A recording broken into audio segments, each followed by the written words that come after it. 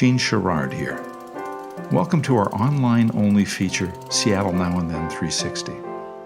Each Now and Then column is accompanied by a 360-degree video, which we invite you to explore while listening to an audio recording of the column itself.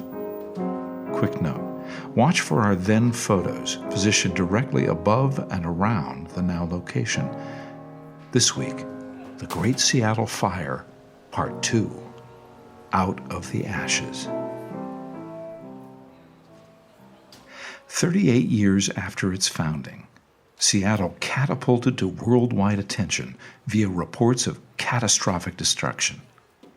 The June 6, 1889 fire that incinerated more than 120 acres and nearly 30 blocks of downtown occurred on what might be called a slow news day.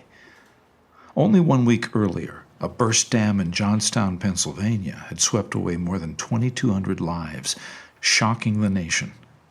In response, generous Seattleites pledged $576 for flood relief.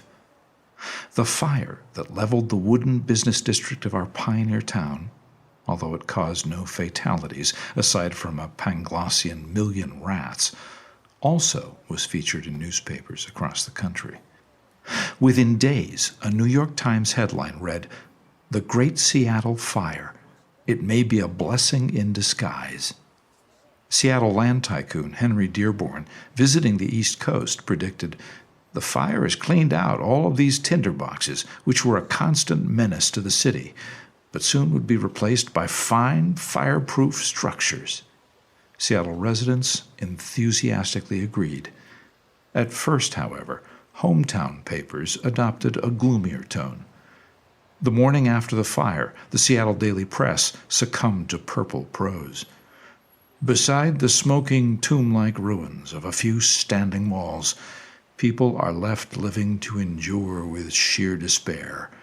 Blackness, gloom, bereavement, suffering, poverty, the hideous remains of a feast of fire." Yet the same morning, 600 citizens gathered at the surviving armory on Union Street between 3rd and 4th Avenues in a display of civic gratitude and confidence. The crowd cheered the news that arch-rival Tacoma had offered aid and succor, as had San Francisco and other cities and towns. When some suggested that aid pledged to the Johnstown homeless be diverted for Seattle use, the crowd shouted, "To Johnstown! Let it go to Johnstown!" Echoing through the armory was a commitment to pull all together and rise like a phoenix while constructing a new city of brick and stone. Streets would be widened and leveled, while a fervent appeal was made to Seattle's spirit. On Saturday, June 8th, Post-Intelligencer headlines affirmed, "A new Seattle will arise. Sweet are the uses of adversity." Operating from tents, local businesses prepared to rebuild. Impresario John Court, having reopened his burned-out Standard Theater under a canvas bigtop, featured a joke that brought down the house. "How's business?" asked the straight man. The comic replied, "Intense." The pun proved prophetic. In less than 2 years, Seattle's population nearly doubled to almost 45,000, and 3,500 new buildings arose, mostly in the devastated core. Voters authorized a more dependable city water system, and a municipal fire department formed.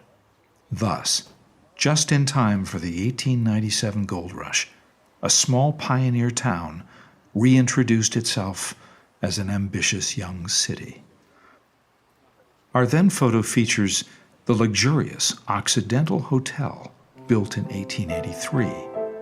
The hotel covered the Flatiron Block, bounded by 2nd, Yesler and James. Here, its 3-story stone monolith looms over a crew of weary firemen. Locals rated the Occidental the largest and best-equipped house north of San Francisco. Destroyed in the Great Fire, it was succeeded by the Seattle Hotel, which held court in the same spot for 70 years. Today, the sinking ship parking garage, erected in 1961, proves a dismal replacement. Dismay at the loss of the Seattle Hotel incited a passionate preservationist movement in Seattle. It might be said that it was the sinking ship that launched 1,000 Faces.